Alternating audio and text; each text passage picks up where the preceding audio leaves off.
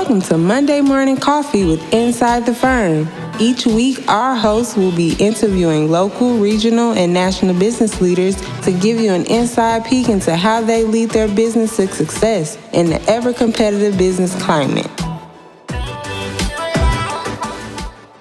Welcome to Monday Morning Coffee with Inside the Firm. Today I have a very special guest. Keagen Hadley is a doctor of occupational therapy specializing in using psychological treatments such as acceptance and commitment therapy, ACT, with his patients. As a patient and a therapist, he has a deep understanding of the interventions and knows how emotional stress can interfere with rehabilitation, daily activities, and overall quality of life. As an athlete, he tore both ACLs playing college and semi-professional football. This experience has made him acutely aware of the struggles associated with psychologically post-ACL injury and how to overcome them with positive results. Keagen, welcome to the show. Thanks so much for having me, Lance. Yeah. Say, before we get into what you do now, tell us how you got here. I'm always interested to know, what led you to the entrepreneurial journey. Are you from a family of entrepreneurs? Are you the first? I don't have anyone in my family who's particularly entrepreneurial. It's just a way I've always been. But definitely happy to be that way. That's for sure. Beautiful. Was there something in their childhood that maybe prompted that? I mean, one of the stories I always offer to people that from me was growing up, somebody who was at lower middle class and money was always an issue. And my grandmother let me pick these choke cherries one time. I went to the farmer's market, sold them, and I kind of understood from there what you could create with your own labor and everything like that. Yeah, I just enjoy the idea of being in control of what I can bring in for my family. Like many other individuals throughout the country, my family has had financial hardship throughout the years, and I just want to do my best to make sure that my future family doesn't have the same issues. Beautiful. Yeah. Tell us why you decided to write a book. So after I tore my ACLs, I had a particularly difficult time overcoming the psychological aspects of the injury. And as part of my recovery, I went to therapy, and I'm a writer. Just I always have been. I love to write, and it's a good way for me to get my thoughts and emotions down on paper and more concrete. So as I was going through therapy, I realized that a lot of these situations that I was talking about that really had left scars, on my life and really dictate how I do things, could have been prevented or, been a lot less traumatic had I had the psychological flexibility skills that I was in the process of cultivating as I begun therapy. So. What was it like writing the book? I mean, a lot of people have different approaches, and I'm always curious, some people are using like voice to text and then editing from there. Tell us about the process. Yeah, so a lot of mine, the stories came directly from the journaling that was prescribed by my therapist. So I mean, I already had a lot of the story aspects of my book. The thing I did have to do was go back and find literature supporting how ACT could have improved those situations. So I'm a typer most of the time. I am getting back now into more handwritten things for some of my other personal works, but I essentially had those stories, and the farther I got into my therapy, the more I realized that there was likely others that had similar issues, and it would be in their interest as well as my own best interest to keep pushing the envelope from a healing perspective to put these thoughts and ideas out into the world. Beautiful. Since the book has been published, what has it done for you both personally and professionally? As far as personally, it continues to push me down the path of working on these skills daily. There's 6 associated skills with psychological flexibility or acceptance and commitment therapy, and I work on them daily just out of necessity. I never want to not practice what I preach. So from a personal standpoint, it's really kept me en route to the never-ending process of recovery.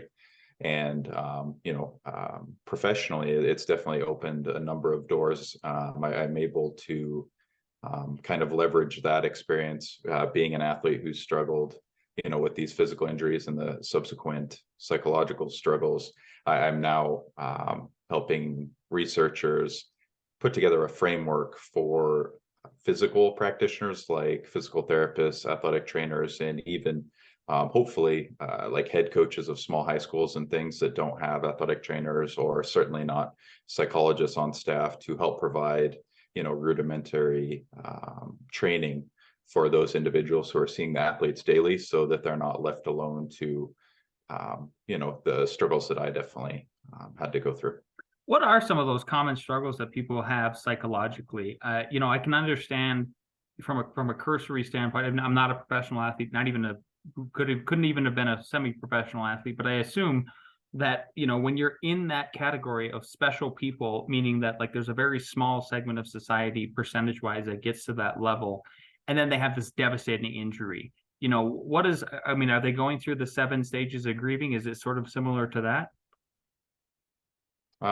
Each individual goes through it a little differently, which is kind of like a no-duh statement, but there's a few common themes throughout everyone who's gone through an injury like this. One of the first ones is loss of self-identity. That's a huge one, because if you spend that long playing a sport, it becomes who you are. It's many times when you meet someone, the first thing you ask is, what do you do? And when that's taken away, if you spent your whole life, just speaking from my perspective, playing football, and you wake up one morning and that likely you're done, or that you're not going to pursue it anymore, or you don't know if you're going to pursue it anymore, it really makes you take a hard look in the mirror as far as who am I underneath the sport. So that's very difficult, and obviously that comes along with confidence issues, self-esteem issues, just a motivation type issues. So those are a lot of the things that we're working towards, and let alone just confidence in the leg. About 80% of the people that do reach out to me are trying to return to their sport. So a huge issue is, I don't know if you or maybe some of your listeners have had a torn ACL, but it feels almost like, especially after you have surgery, that you almost have a leg transplant. It seems very peculiar because it's a very small ligament, and you wouldn't even have known you use it daily unless this happened to you, and your leg never really feels the same unless you're training in a very particular fashion to get back to how you used to be. But that's kind of a whole nother tangent. But it's definitely something from a confidence standpoint that a lot of people really, really struggle with, trusting that leg again. Oh, I'm sure. Yeah, it's got to be devastating in that way. Just the trust alone, right? You don't even think about it until it's gone, sort of thing. It's kind of like health in general. Pretty amazing stuff. Let's switch gears a little bit and talk about, people obviously have their own sets of skill sets, but let's say they want to break into a new industry, pharma, cryptocurrency, anything else. Could you talk a little bit about what it's like to take the skills maybe you have now and how you could translate that into breaking into a new industry? Yeah, so what I've done personally, as I said, I'm a writer, and I've always leveraged that ability to kind of get into the things I'm interested in. For example, right out of undergrad, I got a degree in pre-med. I was thinking I was going to go back to med school at the time, and I became really acutely aware of how little you're qualified to do with a bachelor's in pre-med when I graduated. And as I was trying to save for school, I was lucky enough to get my first break into the pharmaceutical industry, and I leveraged my ability to write and have a decent amount of experience in the science industry. I mean, from a pre-med bachelor's standpoint anyway, to become a medical writer for that contract research organization, and have since really skyrocketed my career consulting for pharmaceutical companies that are submitting regulatory documents to the FDA or Health Canada or whatever the regulatory agency is. And also, I've used the same kind of skills just after I had accumulated a certain amount of confidence in that kind of technical writing. I also was very interested, like many others were, I believe it was just last year, even though it feels like longer ago, when crypto was really taking off and everyone seemed to be talking about it. I wanted to get involved, but I didn't necessarily want to put my money in it because I'm a very conservative investor. So I found that many of the people who are creating products and those things of that nature were very, intelligent people, but not many of them could write, and they were trying to put out their products and describe to people what they're doing, but they didn't have a great way to put that out that was easily digestible to the common person. So I did some consulting for those startups as well, and that's only paid great dividends since then. Yeah, I believe it. What was your method for getting in with those folks? I mean, were you just cold calling, or did you have, sort of your own interface set up about what you do and would just kind of point into that direction? How did you break into that? Yeah, just like anything else, if you want to get into an industry, you have to be, around those people or networking heavily. So most of the year I'm on LinkedIn heavily, connecting with people, making connections, and leveraging other connections to make new sought after connections to continue to build, relationships with pertinent individuals, especially if I'm trying to break into a new, type of industry or learn something else. I'm always trying to learn. So that's a very important skill to have if you're wanting to, especially break into a job that you don't necessarily have the prototypical background for. That's of paramount importance. That being said, I think it's also important to take a step away from social media. Currently, I'm not on, or it doesn't appear that I'm on LinkedIn because I have a hibernated profile. Because I think it's important to spend at least a portion of the year kind of away from all the madness. So yeah, it's madness indeed. Yeah. And we could put on the tinfoil hats and go for a while on that, but I think we'll avoid that. So we probably agree. Tell us about the current state of physical training. So, I mean, your book obviously is this book that is trying to give a leg up to folks who maybe don't have the physical trainer, like you talked about, the smaller schools. I think that's very noble. What is wrong with the current state of physical training? Maybe you could speak to it, in regard to joints specifically. Like what is being missed? Yeah. So essentially, what's going on is we seem to be operating under the premise that it's the best the best way to move forward with training these individuals who are either worried about getting joint injuries like athletes, because that's no one ever wants a joint injury, or just longevity. The aging population who still goes out on the weekend and skis, snowboards, hikes, whatever the case may be. We seem to want to not stress the joints, like do not stress the joints at any point in time. And unfortunately, joints are kind of like, if you don't use it, you lose it. It seems to be a typical thing because, especially in the US, we do whatever we can to, if you hear anyone in the gym or watch any kind of videos, you don't want to stress your knees when you're squatting. You want to kind of avoid those kinds of things. And I take kind of the opposite approach, where I'm not doing crazy things right off the bat, but I systematically and incrementally almost do the just a little bit more each week to continue to stress my joints and make sure that they're going in the right direction, because otherwise you're going to end up kind of in the toilet, especially as you get older. And that's what we've seen, because we have, I believe, roughly 17 total knee surgeries compared to China's 1, and obviously they have a lot larger population. So if you look at their what they do in a typical day-to-day life, they have the ability to squat all the way to the ground, which in the US is kind of seen as taboo, in those kinds of things. So I practice a lot of those kind of things, and it's worked great for me as well as some of my clients. Tell us a little bit more deeper about the book, if you could. Maybe if you could kind of give us a synopsis or a breakdown of it, and the journey you would take going through your book. Yeah. So essentially, the book outlines my journey as an athlete from my freshman year of high school through my career following college, and it essentially is an introduction to acceptance and commitment therapy for athletes, and it's advocating for its use not only as a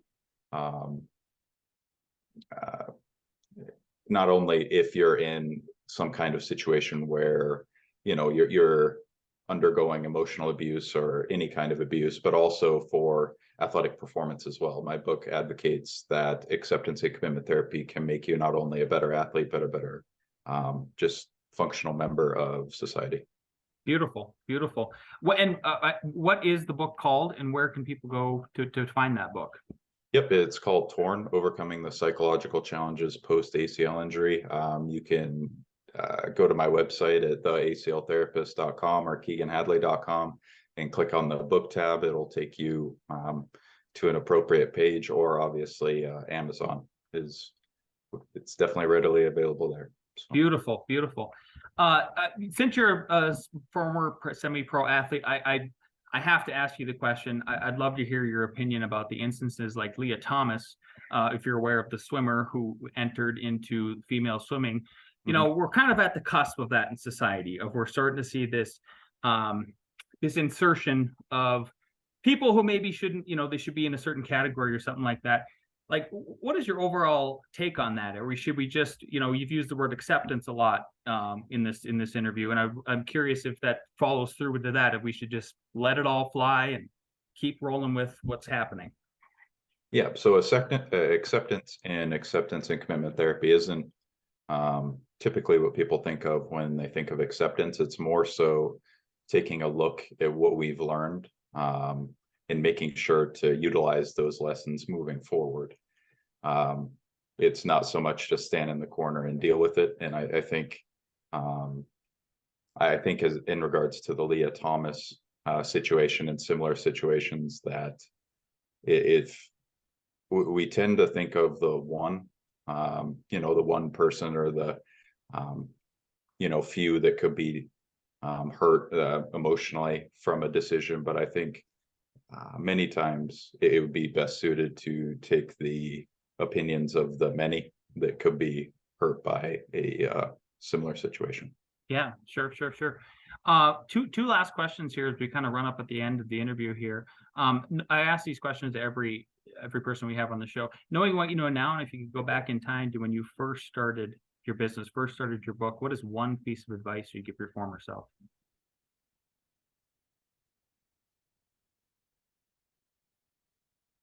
I would have not worried so much about the editing aspect. Not that I didn't worry about, I still worry about that to a reasonable level. But sometimes people who are thinking about content creation worry more about making sure it's perfect.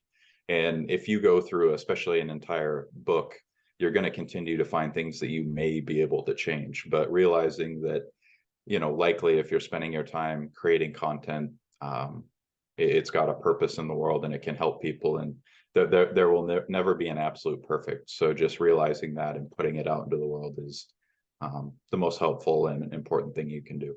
Beautiful. Last question here, Keagen. If people want to learn more about you, I know you've already plugged the website. I'd love for you to plug it again, or any other places they can find and follow you. Where could people find to follow you?